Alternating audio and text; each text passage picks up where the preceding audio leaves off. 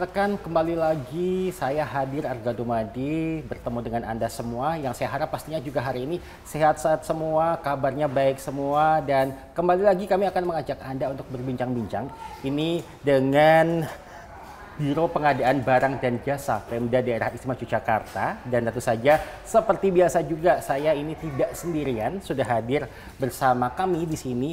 Sudah ada Ibu Rosdiana Puji Lestari STMeng. Beliau ini merupakan Kepala Biro Pengadaan Barang dan Jasa Biro PBJ Pemda Daerah Istimewa Yogyakarta. Baik ya Bu ya, kabarnya ya Bu ya? Alhamdulillah. Alhamdulillah, baik. Dan satu lagi ini sudah ada anggota Komisi C DPRD Daerah Istimewa Yogyakarta, sudah hadir bersama kami di sini Bapak Dr. Aslam Ridlo MAP. Baik juga ya Pak Aslam ya Pak ya? Alhamdulillah, sehat selalu. Sehat selalu harus. Karena setelah ini kita harus ngobrol-ngobrol dulu, pastinya juga bertukar informasi, berbagi informasi juga. Jadi kita harus semangat juga ini yang ada di sini begitu ya. Baik, berbicara tentang pengadaan barang dan jasa, ini kan merupakan suatu kegiatan yang sifatnya kompleks, tidak berdiri sendiri. Dan karena kompleks itu sendiri pun juga ini cukup rentan terhadap risiko ataupun juga kesalahan-kesalahan yang mungkin ini bisa terjadi. Bisa terkait juga dengan kualifikasi barang mungkin yang tidak sesuai, kemudian juga keterlambatan, atau mungkin juga penyelewengan administrasi begitu. Dan tentu saja untuk mengatasi ini semua dibutuhkan manajemen risiko. Dan ini yang menjadi bahasan kita pada hari ini. Kita akan bahas mengenai manajemen risiko dari pengadaan barang dan jasa gitu. Kalau gitu langsung saja kita mulai pertama dari Ibu terlebih dahulu ya. Ini saya ingin bertanya Ibu berkaitan dengan manajemen risiko ini yang sudah dilangsungkan oleh Biro Pengadaan Barang dan Jasa ini seperti apa, Bu? Ya, makasih Mas Arga. Selamat siang Pak Aslam.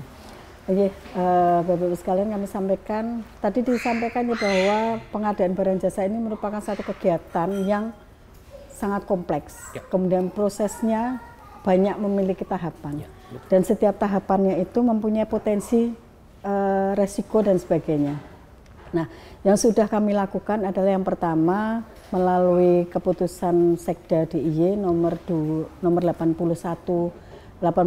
tahun 2021 yang merupakan perubahan dari SK Pak Sekda dari nomor 80 tahun 2020 terkait SOP yang ada di pengadaan barang jasa. Di dalamnya SOP yang kami susun ini kan banyak nih Pak. Ya. Mas. Nah, salah satunya adalah terkait SOP manajemen risiko. Di dalamnya kita mengatur secara rigid resiko apa saja yang bisa terjadi dalam setiap proses tahapannya. Kemudian kita juga membuat matriks di dalamnya, matriks resiko ini yang kemudian secara detail yang pertama kita lakukan selain mengidentifikasi setiap prosesnya, kira-kira resiko apa saja sih yang mungkin terjadi di dalam setiap prosesnya itu. Kemudian kita akan melihat potensi apa saja yang kemudian apa yang harus kita lakukan untuk mengantisipasi resiko itu. Kita petakan, kita identifikasi, kemudian kita menyusun rencana aksi untuk penanggulangan resiko tersebut. Jadi semuanya sudah kita lakukan Mas, kita membentuk SOP dan juga matrik, di mana di dalam matrik yang sudah kita susun itu harapannya itu akan menjadi panduan pada saat kita melaksanakan mitigasi resiko. Dan mengingat risiko ini kan mungkin sifatnya dia akan sering berubah juga ya mengikuti perkembangan zaman. Dinamis. Ini pun kan dinamis begitu ya Bu. Ini langkah apa yang dilakukan? Dari SOP dan matriks itu kita lakukan kaji ulang setiap tahunnya. Banyak hal yang kita lakukan untuk mereview matriks ataupun mitigasi manajemen risiko itu. Tidak hanya terkait permasalahan yang terjadi pada saat berlangsungnya proses tersebut, karena proses pengadaan barang jasa ini kan dinamis, termasuk juga aturan-aturan yang dari pusat itu juga sering ada beberapa penambahan dan sebagainya, ada perubahan dan sebagainya. Nah ini yang kemudian selalu kita kaji ulang setiap tahun. Kemudian juga kita akan mendapatkan informasi apa yang harus kemudian kita lakukan terhadap mitigasi resiko yang sudah kita susun ini. Dari beberapa, misalnya ada audit, bukan hanya inspektorat ya, tapi audit eksternal, BPKP, BPK, KPPU. Nah, yang kemudian akan mengaudit kita itu masukan-masukan dari mereka itu akan kita tuangkan dalam kaji ulang terhadap mitigasi risiko yang sudah kita susun. Oke, baik. Kita beralih ke Pak Aslam dulu. Pak Aslam, terkait dengan manajemen risiko ini sendiri, ini apakah dari DPRD sendiri juga melakukan pengawasan tertentu begitu Pak? Jadi DPRD itu punya tugas pokok dan fungsi kewenangan itu 3. 1 legislasi, kemudian yang 2 budgeting, kemudian yang ketiga itu pengawasan. Dan pengawasan ini bisa diimplementasi pelaksanaannya melalui alat-alat kelengkapan DPRD. Ada komisi, ada badan anggaran, ada badan legislasi. Nah, dalam konteks pengawasan, ini tentu pengawasan yang dilakukan oleh DPRD itu pengawasan mulai dari perencanaan, kemudian perencanaan itu maksudnya dari perencanaan APBD sampai penetapan APBD, kemudian pengadaan tadi itu, kemudian yang ketiga pelaksanaan, sampai dengan evaluasi dan tindak lanjut. Ini ruang-ruang yang menjadi ruang pengawasannya DPRD. Maka sebenarnya kalau kita merunut tugas dan kewenangan DPRD dalam konteks kewenangan pengawasan ini, maka janjinya tugas DPRD itu orang yang abot, tanggung jawabnya besar. Karena harus mempertanggungjawabkan pengawasan mulai dari perencanaan sampai dengan evaluasi. Nah, dalam konteks diskusi kita hari ini, meminimalisir manajemen risiko. Ya. Problemnya adalah sepanjang manusia itu ada, maka kejahatan itu pasti akan selalu ada. Itu yang pertama saya mau sampaikan. Artinya apa yang bisa dilakukan oleh pemerintahan daerah, sama pemerintahan daerah, gubernur dan DPRD, itu hanya meminimalisir, menghilangkan sama sekali itu tentu akan keluar dari sunatullah. Karena dulu iblis itu sudah sumpah serapah dengan Tuhan bahwa kalau dia dikeluarkan dari surga, maka sepanjang hidupnya anak Adam saya akan goda sampai dengan hari kiamat. Dan itu diberikan izin sama Tuhan, sehingga sepanjang manusia ada, maka kejahatan akan ada. Nah, karena ketentuannya sepanjang manusia itu ada, maka kejahatan ada, yang bisa dilakukan oleh pemerintahan daerah itu ya meminimalisir, menghilangkan sama sekali tidak bisa. Nah, dalam konteks meminimalisir ini tentu tidak kurang-kurang itu upaya yang sudah dilakukan. Kaitan dengan regulasi berupa undang-undang, peraturan pemerintah, kemudian peraturan gubernur, peraturan sekretaris daerah tadi, marka-marka regulasinya itu sudah ada. Tapi ya manusia itu kan biasanya semakin kejepit itu akalnya semakin kreasinya ada itu. Semakin kreatif. Nah, semakin kreatif ketika dia tersebut. Nah, oleh karena itu sekali lagi dalam konteks pengadaan barang dan jasa yang bisa kita lakukan adalah meminimalisir. Akan tetapi pada saat yang sama upaya kita meminimalisir itu jangan sampai kemudian justru mempersulit ruang bagi penyedia barang dan jasa untuk berbuat secara maksimal. Kadang-kadang keinginan kita baik, kita membuat marka yang lebih mempersempit pemahaman kita, ben detail itu. Nah, akan tetapi juga kita berharap jangan sampai peraturan-peraturan yang kita susun dalam kerangka meminimalisir tadi itu justru jangan sampai mempersempit ruang aktualisasi penyedia barang dan jasa untuk memaksimalkan kualitas pekerjaannya.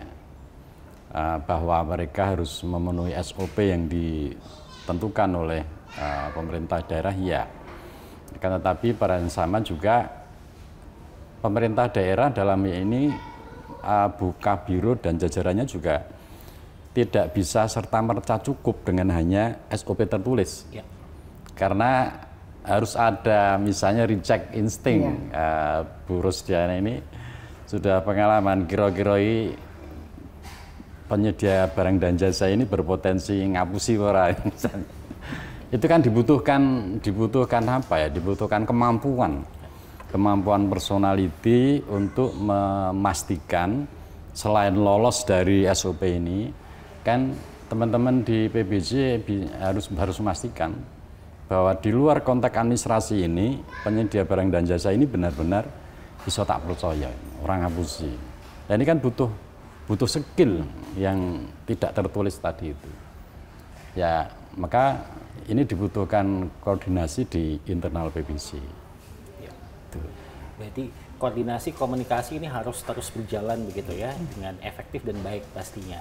Tapi berbicara tentang SOP sendiri, Bu, mengingat bahwa risiko ini kan tentu saja kita tidak mengharapkan ini, tapi memang apapun itu pasti selalu ada risikonya begitu. Apakah memang ada hal-hal yang ini memiliki semacam seperti margin error begitu? Misalnya seperti keterlambatan gitu, masih ada margin errornya berapa hari atau bagaimana itu? Ya, sebenarnya itu semua sudah diatur di Perlem LKPP, Pak. Okay. Jadi memang ada batasannya. Yeah. Proses pengadaan itu harus sekian. Ketika ada perubahan jadwal, karena ada kondisi tertentu, itu ada waktunya, dikasih waktu memang, tapi kan tetap ada batasannya. Kalau kita menganutnya ke Perlem LKPP, pasti ada. Ya, baik. Dan berkaitan dengan pengawasan, apakah ini juga memang ada evaluasi rutin begitu Pak dari DPRD sendiri? Seperti yang tadi saya sampaikan, jadi titik tidak baiknya barang dan jasa itu pintunya kan banyak. Pintunya itu mulai dari perencanaan. Bu Rusdiana melakukan tupoksinya kaitan dengan syarat-syarat pengadaan barang dan jasa. Tapi di dokumen perencanaan, dalam konteks persyaratan pengadaan barang dan jasa sudah lolos menurut evaluasi teman-teman PBC. Akan tetapi dokumen perencanaannya ternyata ada sesuatu yang pada saat pelaksanaan itu ada dokumen yang terlewatkan. Contoh misalnya saya belum dicek Mbak Ros kaitan dengan Pelabuhan Gesing itu. Katanya dulu perencanaannya itu tidak mungkin kolam itu dikeduk akan keluar airnya. Tapi ternyata kan di situ di bawah kolam itu ternyata ada sumber air. Begitu dikeduk kolamnya sumber airnya keluar gitu. Dan itu kan di luar konteks perencanaan konstruksi, yang kemudian harus ada upaya-upaya. Saya tidak tahu proses administrasinya di pengadaan barang dan jasa. Artinya di saat dokumen perencanaan disusun ini ya harus komprehensif, sehingga dokumen itu benar-benar mewakili kebutuhan apa? Kebutuhan pengadaan barang yang bersangkutan. Misalnya pengadaan gesing itu namanya. Pendaratan ikan, kolam pendaratan ikan, kaitan dengan kondisi alamnya dan sebagainya itu harus tuntas, sehingga begitu perencanaannya clear tuntas, di proses pengadaan barangnya tuntas, di pelaksanaannya juga harus sesuai dengan perencanaan, sehingga baik buruknya konstruksi itu juga tidak serta-merta hanya di pintu pengadaannya, tapi di perencanaannya juga harus komprehensif, clear dan clean itu. Nah, kami di DPRD itu yang bisa kami lakukan itu di perencanaan. Kalau yang di perencanaan dan di pelaksanaan. Kalau yang di pengadaan, ini kami tidak begitu banyak berinteraksi dengan biro karena kami tidak ingin ada konflik interest di situ, karena sangat riskan, karena menunjuk perusahaan dan memilih perusahaan itu tidak bisa terlepas dari orang. Maka kaitan dengan pengadaan barang dan jasanya itu yang kami lakukan hanya saran setelah kegiatan selesai. Tapi kalau proses pelaksanaannya DPRD Komisi C tidak pernah secara langsung melakukan pengawasan karena untuk menghindari konflik interest. Oke, berarti ini belum ada kebijakan-kebijakan tertentu dari DPRD sendiri terkait dengan manajemen risiko ini begitu Pak? Tentu ada. Pada saat perencanaan, misalnya kami diskusi di komisi itu kaitan dengan perencanaan APBD tahun 2026 misalnya. Di dalam diskusi di komisi tentu kami banyak mendengarkan presentasi dari teman-teman PBJ. Kemudian kami sharing di situ, kira-kira apa upaya yang bisa kita lakukan, kami Komisi C misalnya, dalam konteks optimalisasi meminimalisir manajemen risiko tadi. Oke, kita tahan dulu sebentar di sini karena ini masih ada lanjutan yang cukup panjang, rekan-rekan. Tapi sepertinya kita harus jeda sejenak ya, dan tetaplah bersama kami.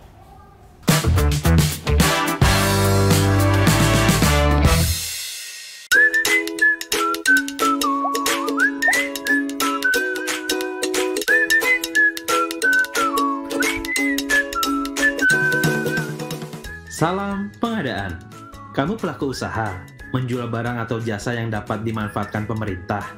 Tahu nggak, pemerintah punya anggaran lebih dari 1.000 triliun rupiah untuk belanja pengadaan yang tersebar di kementerian, lembaga, atau pemerintah daerah atau yang disebut dengan KLPD. Kamu juga bisa loh ikut ambil peran dalam pengadaan pemerintah dengan menjadi penyedia barang jasa. Kamu bisa mulai dengan mencari tahu rencana umum pengadaan pemerintah melalui website aplikasi Sistem Informasi Rencana Umum Pengadaan atau SIRUP dengan alamat sirup.lkpp.go.id. Di aplikasi SIRUP, rencana umum pengadaan dikemas dalam bentuk paket pekerjaan. Kamu bisa pilih kategori yang sesuai dengan bidangmu, di antaranya pengadaan barang, pekerjaan konstruksi, jasa konsultansi, dan jasa lainnya. Selain itu, kamu juga bisa melakukan pencarian paket berdasarkan instansi, lokasi, metode pengadaan, pagu, dan rencana waktu pelaksanaan pengadaan. Dari setiap paket yang diumumkan, kita bisa mengetahui berbagai informasi, di antaranya judul pengadaan, uraian pekerjaan atau spesifikasi barang jasa yang dibutuhkan, nilai pagu pengadaan, lokasi pengadaan, dan jadwal pemilihan hingga pemanfaatan barang jasa. Untuk kamu yang bukan pelaku usaha, aplikasi SIRUP juga bisa kamu manfaatkan untuk mengawal perencanaan pengadaan pemerintah. Pengumuman paket pengadaan di SIRUP merupakan bentuk transparansi pemerintah kepada publik, supaya masyarakat juga punya kepedulian untuk tahu uang negara dibelanjakan untuk apa saja. Yuk kita siapkan diri untuk ambil peran dalam pengadaan pemerintah.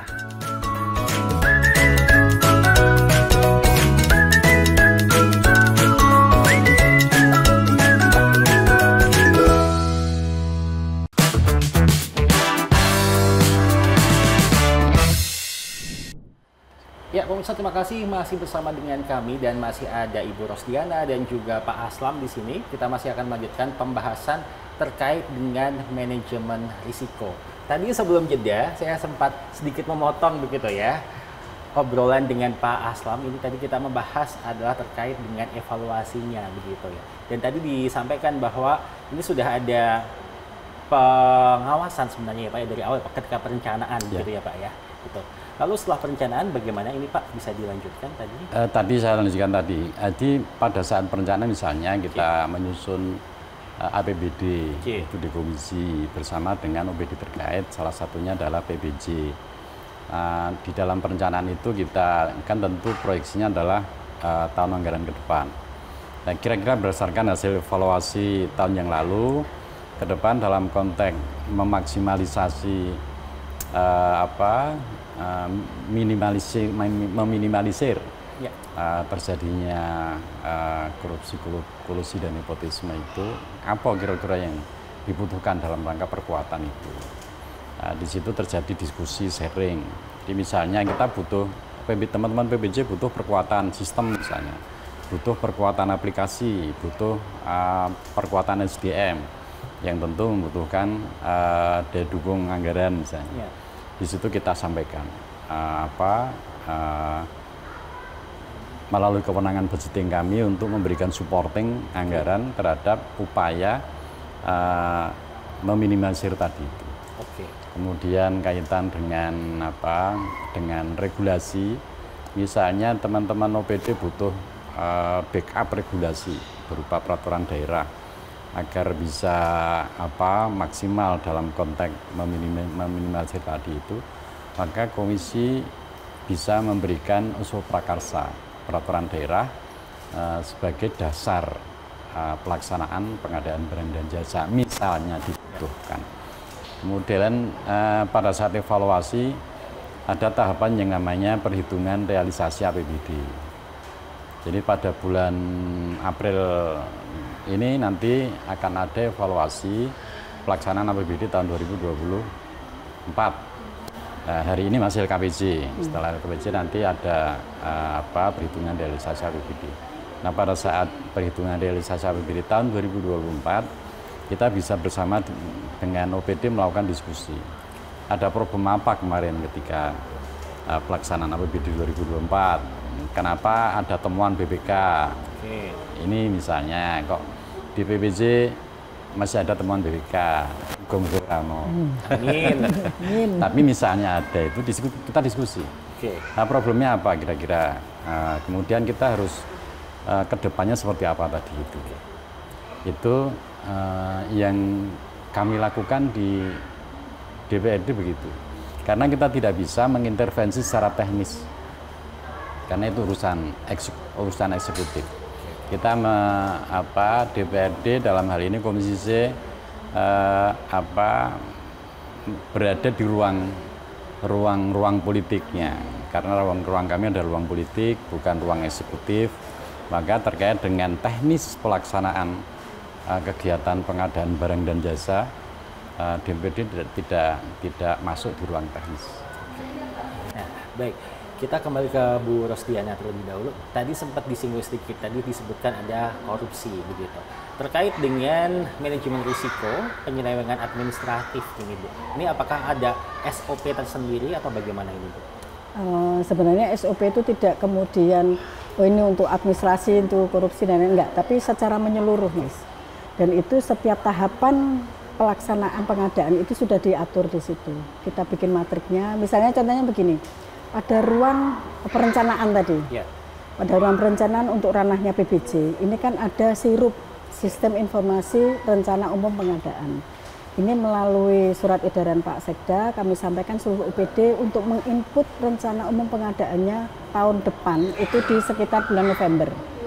Bulan November, jadi semakin lama, kita kan perencanaan November ini kita menginput rencana umum pengadaan tahun depan tuh kita mau bikin apa aja sih, mau bangun apa aja sih, kita input di SIRUP itu, sehingga dan itu bisa dilihat oleh semua masyarakat. Oh, Jogja tuh tahun depan mau bangun apa aja, nilainya berapa, itu ada di situ. Nah, kita maksimalkan terakhir menginput SIRUP itu di 30 Maret. Harapannya apa? Jangan sampai teman-teman OPD itu menginput di sudah deket-deket dengan pada saat pelaksanaan dia harus pengadaan. Karena apa? Ketika dia menginput, sekarang menginput kemudian bulan depan harus pengadaan, ini masyarakat yang mengakses kan tidak banyak. Sehingga yang terlibat dalam proses pengadaan penyedia jasa tidak banyak yang tahu kan gitu. Tapi kalau jauh-jauh hari kita sudah menginput, ini melibatkan masyarakat penyedia jasa yang ingin terlibat di situ tuh menjadi lebih luas. Ini kan mengurangi KKN tadi ya, sehingga kita bisa melihat di situ. Itu salah satu contoh mitigasi resiko untuk di sektor pengadaannya. Karena sudah disebutkan juga SIRUP ini, Bu. SIRUP itu Sistem Informasi Rencana Umum Pengadaan. Bisa dijelaskan, Bu? Mungkin karena banyak juga rekan-rekan yang masih asing dengan istilah ini, Bu. Jadi ya seperti namanya Sistem Informasi Rencana Umum Pengadaan. Di situ teman-teman OPD akan menginput rencana pengadaan dia tahun depan itu apa aja. Semua sistem pengadaannya. Ada swakelola, membeli kertas lah misalnya, makan minum rapat lah misalnya. Itu hal-hal yang dari hal yang kecil sampai kemudian mau bangun gedung, mau bangun jalan dan sebagainya itu terinput semua di sistem informasi ini. Dan ini seanggarannya, besar anggarannya sekian. Nah ini kan kemudian masyarakat bisa mengakses informasi ini. Penyedia jasa kan bisa, oh saya pengen ikut nih nawar yang pekerjaan ini, saya ingin ikut nawar di penyediaan makan minum rapatnya misalnya begitu. Jadi semua terinformasi sehingga harapannya masyarakat itu menjadi lebih prepare. Oh, kalau saya pengen ikut yang ini saya harus apa aja ya persyaratan yang harus saya siapkan.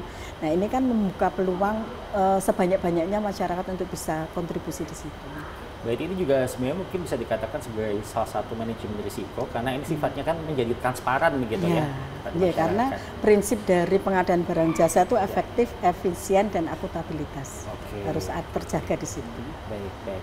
Nah, kalau tadi kita membahas masalah korupsi, ini kan sesuatu yang sifatnya sangat sensitif begitu. Apakah ini juga kemudian ada intervensi dari pemerintah pusat juga terkait pengaturan dari pengadaan barang dan jasa begitu, Bu? Oh iya. Jadi kita melihat ada yang namanya MCPKPK, Monitor for Prevention. Jadi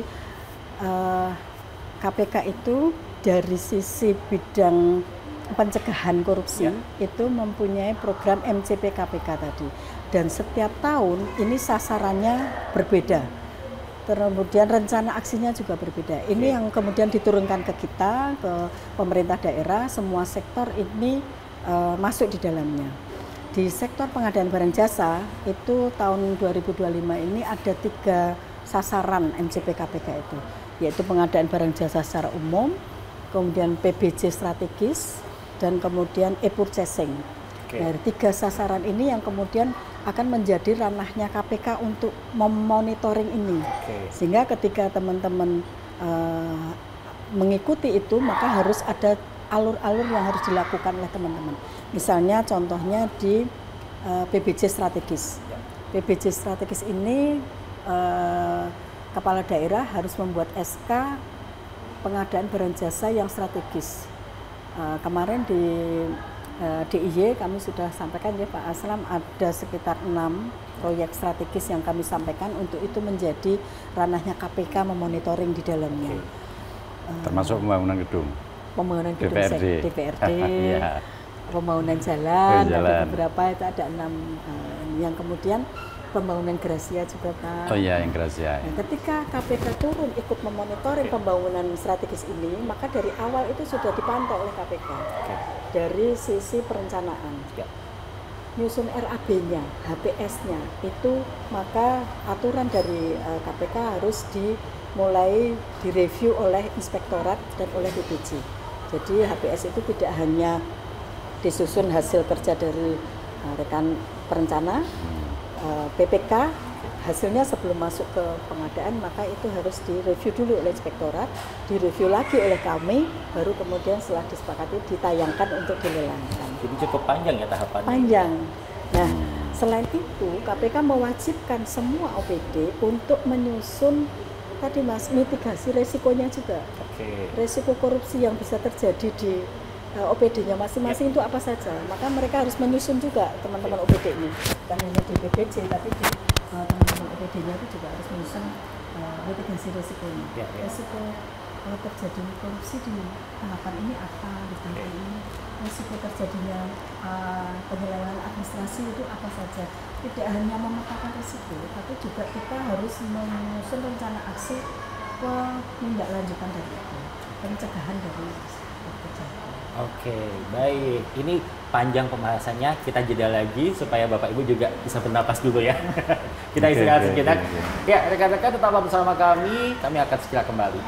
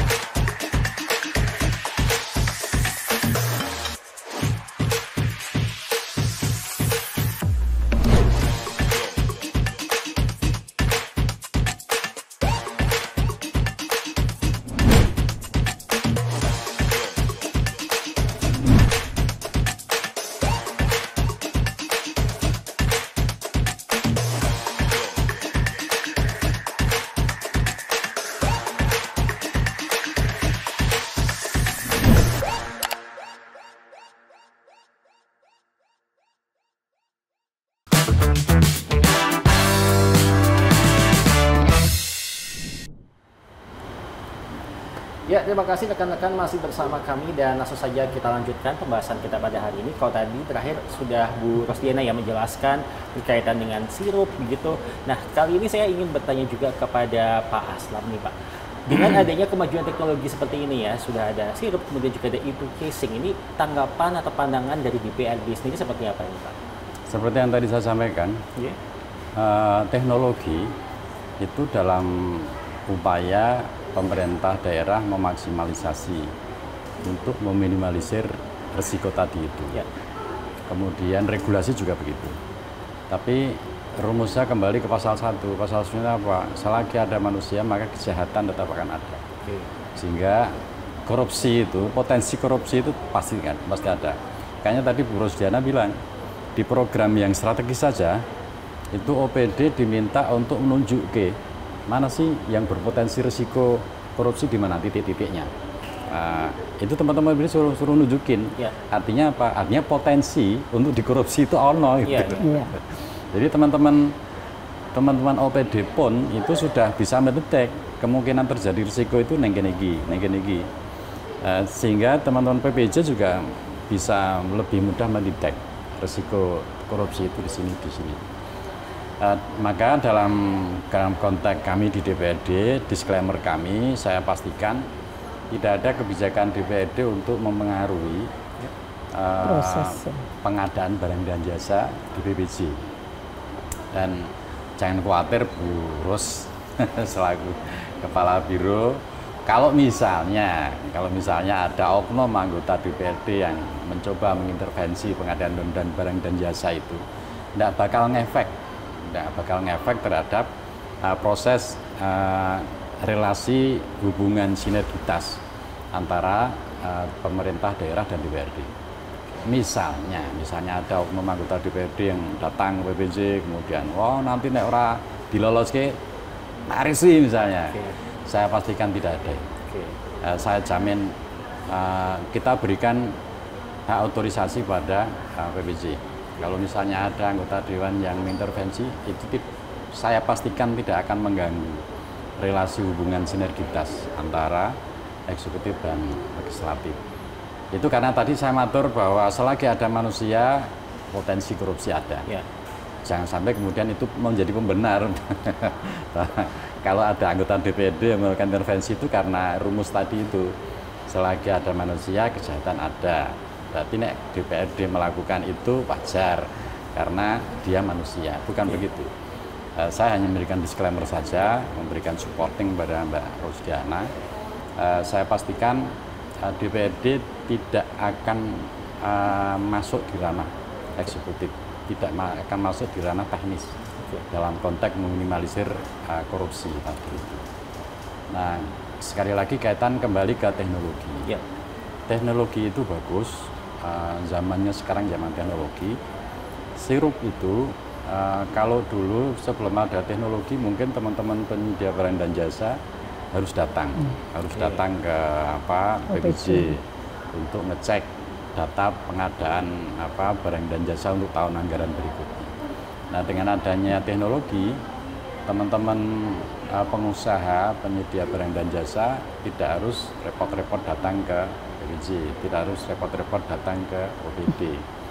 Dengan membuka sirup itu, teman-teman penyedia barang dan jasa sudah bisa belok itu. Tahun 2026, 2025 Pemda DIY ini mau pengadaan konstruksi jalan sekian titik di mana, anggarannya piro, kemudian belanja makan minum di OPD mana, belanjanya piro, belanja komputer dan sebagainya. Semua tersaji, ibarat etalase itu di situ ada, sudah menjadi mallnya bagi teman-teman penyedia barang dan jasa berkat teknologi informasi. Nah, akan tetapi ada titik lemahnya juga bagi teman-teman PPJ. Kalau database penyedia barang dan jasa itu hanya dipublish melalui teknologi informasi. Misalnya media klarifikasi PPJ terhadap sustainability-nya perusahaan itu hanya melalui website mereka, tentu kan nggak cukup. Perusahaan X itu di dalam publish IT-nya itu duwe alat sekian, sesuai dengan SOP itu aku duwe KB gitu. Tapi kan nggak cukup, teman-teman PJ itu hanya cek melalui website mereka.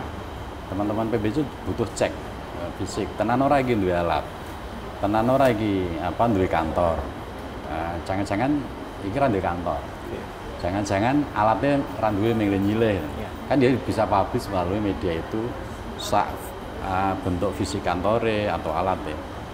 ini yang butuh tindak lanjut merecek. Tapi sekali lagi teknologi informasi itu cukup bisa membantu teman-teman PJO profilnya seperti ini dari media teknologi informasi.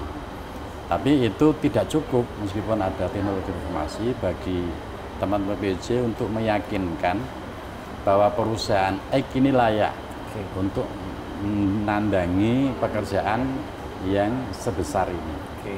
Nah, itu tentu butuh recheck.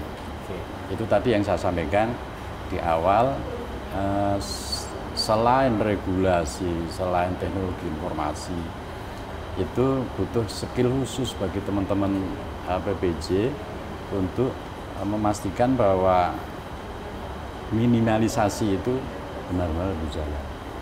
Meminimalisir terjadinya korupsi, kolusi, nepotisme itu bisa berjalan. Karena ya nepotisme korupsi itu bukan soal berapanya. Ya sak-rupiah itu kalau korupsi ya menurut menurut BPK, KPK itu ya korupsi. Bukan berarti kalau misalnya 10.000 itu tidak korupsi. Ini kan cuma 10.000 dari anggaran 100 juta misalnya. Ya 10.000 itu ya korupsi. Baik. Dan ini mungkin bisa ditanggapi juga Bu Rosdia. Nah, ini tadi terkait dengan mungkin penyedia barang dan jasanya ini sendiri. Mungkin kalau hanya di sirup atau mungkin juga di websitenya itu kan kita hanya melihat di situ tertulis seperti itu, tapi kita tidak tahu kondisi di lapangannya seperti apa. Nah, ini bagaimana ini Bu? Ya, jadi sebenarnya sistem informasi di dalam proses pengadaan ini kan banyak ya. Sirup itu baru isian dari rencana umum pengadaannya.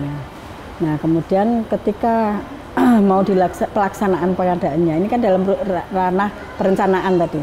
Pada saat pelaksanaan pengadaan ini kan kemudian ya, kita mengupload dalam SPSE, dalam LPSE itu paket pekerjaan yang akan dilelangkan itu.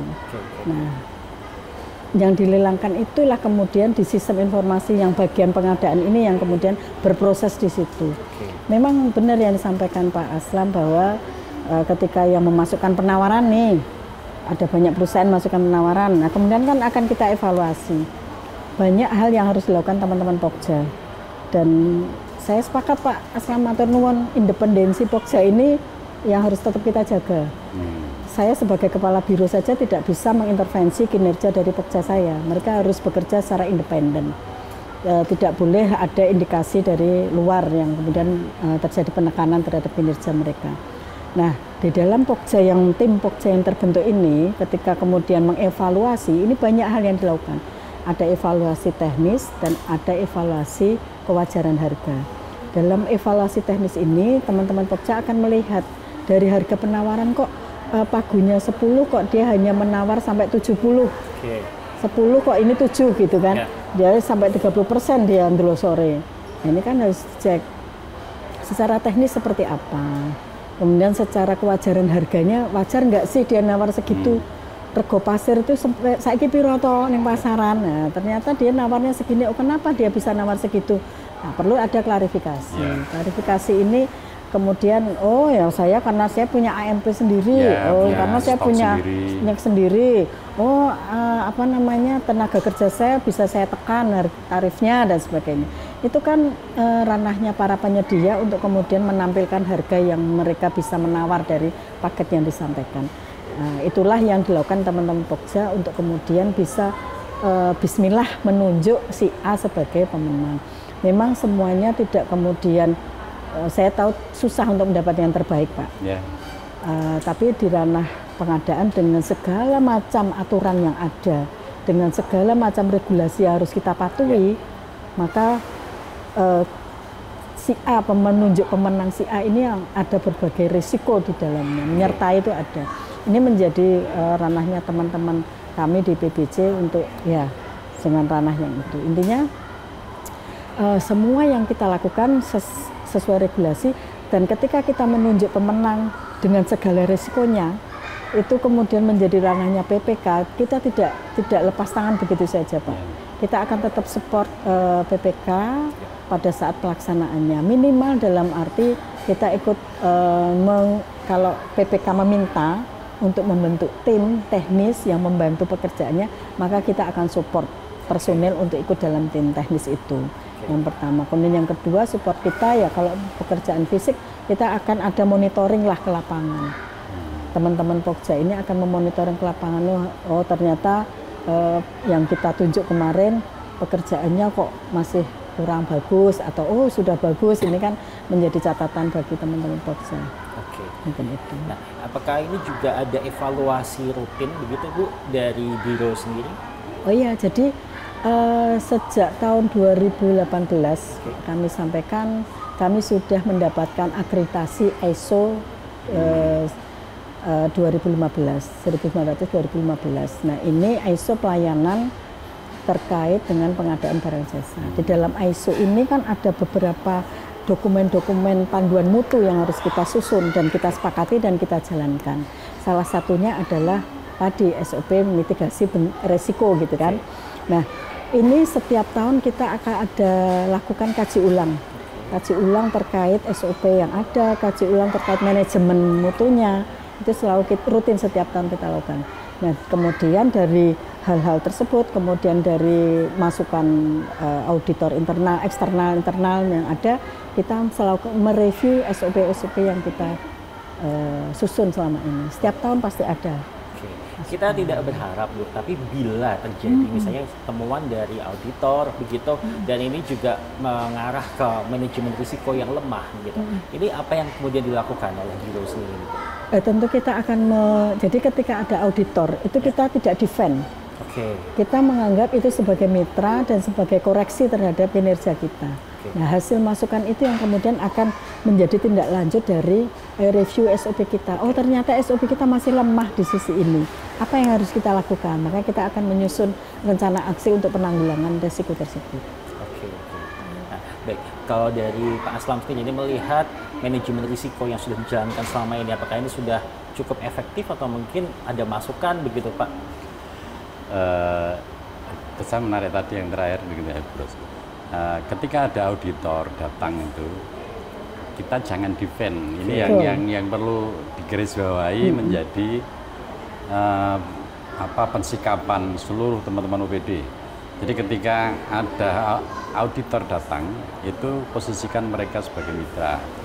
Mbok yang kita lakukan itu selama ini masih kurang. Karena kalau kecenderungan kita defend, jangan-jangan malah menjadi nggak produktif bagi kita. Nah, terhadap pertanyaan sudah efektif belum? Ya, saya mau bilang efektif itu ya karena ya bisa juga efektif, bisa juga belum. Misalnya kalau saya bilang efektif di sekretariat DPRD kemarin tahun akhir 2024 itu kan ada temuan yang pengadaan perjalanan dinas luar negeri.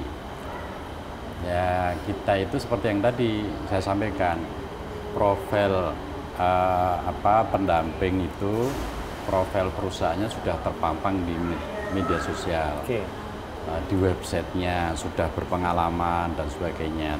Tapi ternyata perjalanan dinas luar negerinya DPRD di akhir tahun 2024 itu ada temuan di BPK.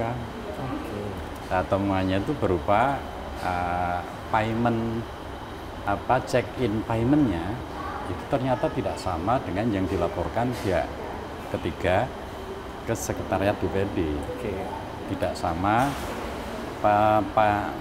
check-in paymentnya itu tidak sama dengan yang dibayarkan oleh anggota. Sementara perjalanan luar negeri itu kan melekat di pengguna anggarannya anggota.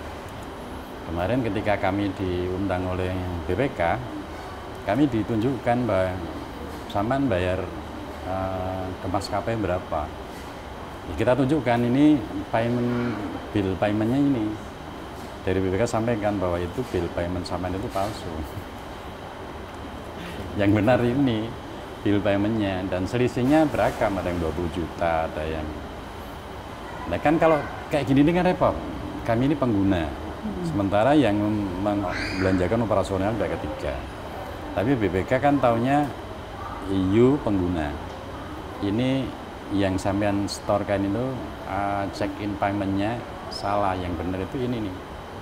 Dan ini ada selisih, ada yang 20 juta, 25 juta. So ente kembalikan. Ya terpaksa ya, suka nggak suka, karena kami pengguna anggaran, ya kita harus mengembalikan. Nah itu kalau tadi saya bilang efektif enggak, ya efektif, tapi ya kadang-kadang belum efektif juga dalam konteks ketelitian tadi itu. Maka tadi di awal orang gampang untuk menyatakan Bismillah iki itu tuh orang gampang. Maka yang bisa dilakukan adalah meminimalisir. Jadi apapun meskipun masih ada kekurangan, menurut saya upaya tetap harus dilakukan. Upaya meminimalisir itu. Temuan di tahun anggaran yang berjalan itu tidak serta-merta kita anggap itu kejahatan. Tapi kita ambil itu sebagai bahan untuk evaluasi. Di internal pemerintahan daerah, DPRD dan eksekutif itu tidak harus serta-merta ketika tahun anggaran berjalan ada temuan itu kita disclaimer kemudian itu kejahatan. Belum tentu itu kejahatan. Menurut saya tadi yang disampaikan oleh Turis tadi, kalau ada auditor datang itu posisikan mereka sebagai mitra.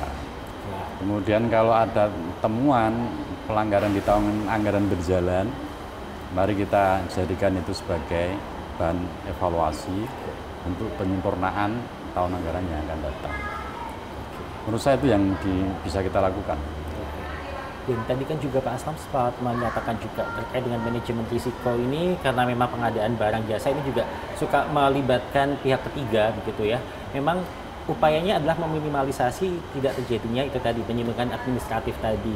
Namun satu sisi juga ditakutkan peraturan ini bisa seperti pisau bermata dua, malah membunuh UMKM yang ada misalnya karena aturannya terlalu jelimet begitu misalnya gitu. Nah, kalau Bapak sendiri menanggapinya bagaimana ini Pak? Kalau dalam konteks pemberdayaan UMKM, ya begini, pihak BPJ itu butuh kepastian bahwa pengadaan ini jalan. Kemudian kalau di mixing dengan keberadaan UMKM, misalnya pengadaan belanja makan minum di kantor, sementara banyak pelaku UMKM kita yang punya barang di situ. Nah, ini ada dua yang perlu kita clearkan. Yang pertama, PBJ butuh kepastian begitu SP ditandatangani, maka kegiatan pengadaan ini jalan. Nah, problemnya di UMKM kita itu tidak punya cukup fiskal ketika ada SP diterbitkan, dia nggak cukup fiskal untuk pengadaannya. Nah, menurut saya ini di luar konteks meminimalisir korupsi.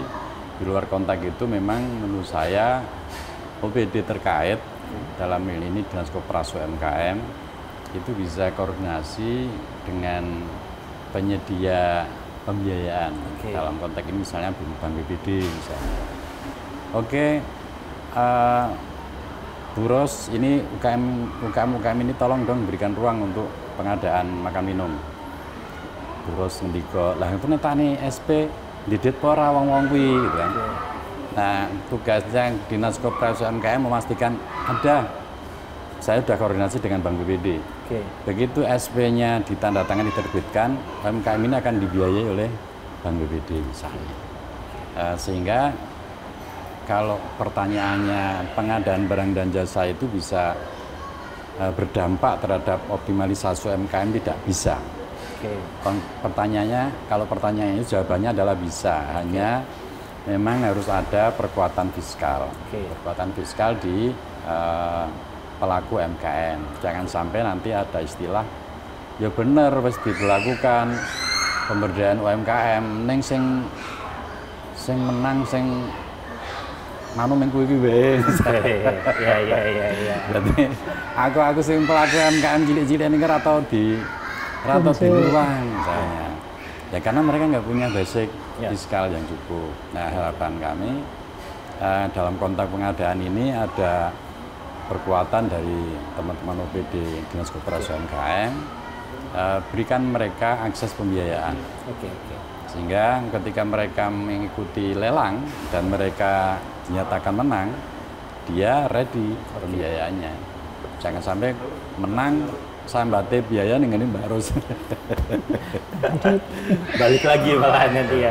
Baik, ini tampaknya kita juga sudah menuju akhir dari diskusi kita pada hari ini. Jadi mungkin dari Ibu Ros terlebih dahulu bisa diringkas pembicaraan kita pada hari ini terkait dengan manajemen risiko ini, Bu. Ya, makasih Mas Arga. Jadi kita bicara tentang mitigasi risiko itu tidak berarti kita hanya bicara untuk menghindari masalah. Oke. Kan bukan itu. Ya. Tapi kita kemudian mengidentifikasi, kemudian kita akan menganalisa risiko tersebut dampaknya seperti apa, kemudian kita harus melakukan tindak lanjutnya.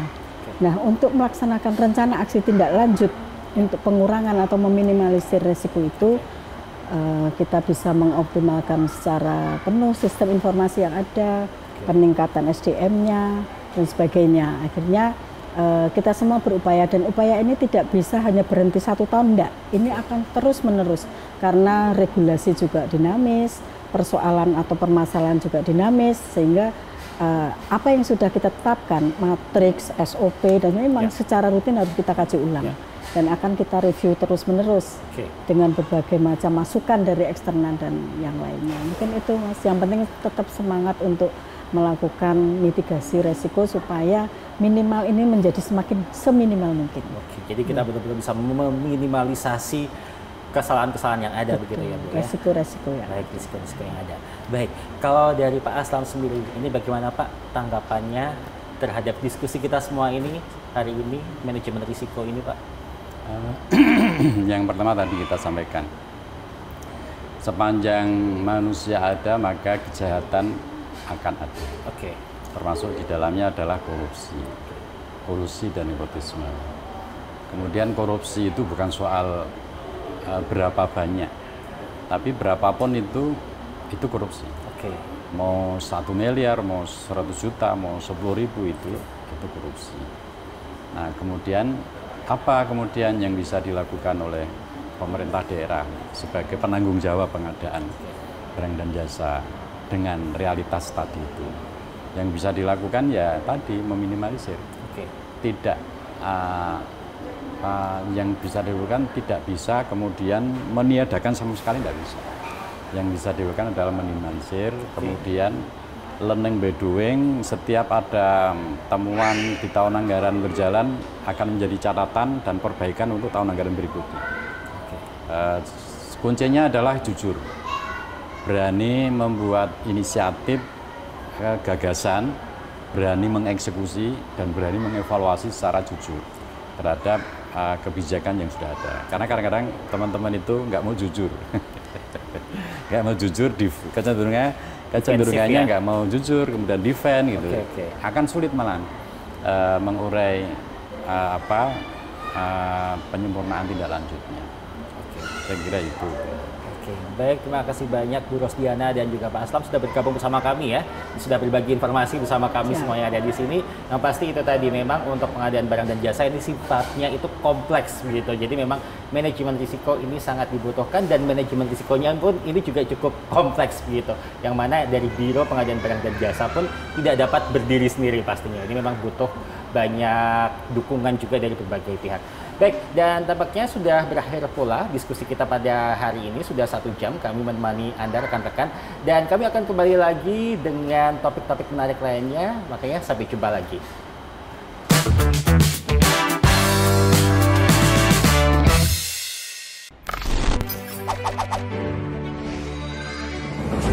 Kementerian, lembaga BUMN, dan pemerintah daerah harus menjadi buffer dalam ekosistem usaha UMKM, terutama pada tahap awal recovery. Stimulus ekonomi bisa masuk ke usaha kecil, usaha mikro. Mereka nunggu semua. Pengadaan barang jasa pemerintah mempunyai peran penting dalam pelaksanaan pembangunan nasional untuk peningkatan pelayanan publik dan pengembangan perekonomian nasional dan daerah. Dalam arahannya, Presiden Joko Widodo menyampaikan untuk meningkatkan penggunaan produk dalam negeri, meningkatkan porsi UMK dan koperasi dalam pengadaan barang jasa pemerintah, serta mempercepat penyerapan APBN atau APBD. Mengatasi kondisi pandemi COVID-19 yang mengancam kesejahteraan ekonomi UMK dan melihat adanya peluang besar keterlibatan UMK dalam pengadaan barang jasa pemerintah, LKPP mengembangkan platform belanja pemerintah yaitu Toko Daring.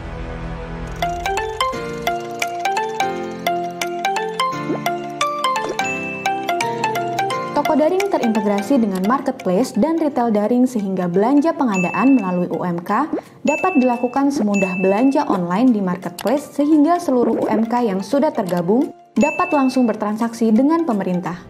Saat ini LKPP sudah bekerja sama dengan 64 marketplace dengan berbagai komoditas barang jasa yang bisa dibeli kapan saja dan di mana saja oleh pejabat pengadaan dan pejabat pembuat komitmen di seluruh Indonesia. Dengan kemudahan bertransaksi dan opsi pembayaran, serta pengiriman yang bervariasi, telah terlaksana 153.798 paket pengadaan dengan total nilai transaksi 408,5 miliar rupiah. Selama implementasi Toko Daring, LKPP telah melakukan terobosan dalam menjawab tantangan di lapangan diantaranya memanfaatkan kartu kredit pemerintah dan fitur pembayaran bertempo untuk menjamin kepastian pembayaran kepada UMK. Melakukan kolaborasi dengan Kementerian Keuangan untuk menaikkan limit transaksi kartu kredit pemerintah dan pemungutan pajak. Kolaborasi dengan Kementerian Dalam Negeri untuk menerbitkan peraturan Mendagri terkait penggunaan kartu kredit pemerintah daerah. Mempermudah pendaftaran marketplace dan retail daring sebagai mitra toko daring termasuk bagi marketplace lokal. Menerapkan program onboarding bagi para UMK lokal pada marketplace di berbagai daerah, bekerja sama dengan asosiasi penyedia, Kementerian Koperasi dan UKM, pemerintah daerah melalui Dinas Koperasi untuk meningkatkan kapasitas UMK untuk go digital. Saya Adi dari Ayam Taliwang Mbok Sutil. Saya berjualan secara offline udah sekitar 10 tahun ya. Pas awal pandemi itu mulai tergabung dengan online gitu. Kemudian dengan adanya program dari LKPP yang bernama Toko Daring, ini sangat membantu kami para UMKM untuk bisa meningkatkan penjualan karena jumlah orderan itu kan relatif lebih besar. Saya sangat merasa terbantu sekali dengan adanya Toko Daring ini karena sangat memberikan kemudahan dalam bertransaksi dengan UMK, di mana di sana banyak sekali terdapat pilihan produk sesuai dengan spek dan harga yang kami butuhkan. Lalu juga terdapat banyak pilihan untuk metode pembayaran dan pengiriman, mulai dari yang paling cepat yang 1 hari sampai pun ada. Jadi kami sangat merasa terbantu sekali. Terima kasih. Tentunya inovasi Toko Daring akan terus berlanjut dengan melakukan peningkatan sistem informasi, adaptasi proses bisnis, dan harmonisasi regulasi dengan stakeholder terkait. UMK tumbuh, ekonomi pulih bersama Toko Daring.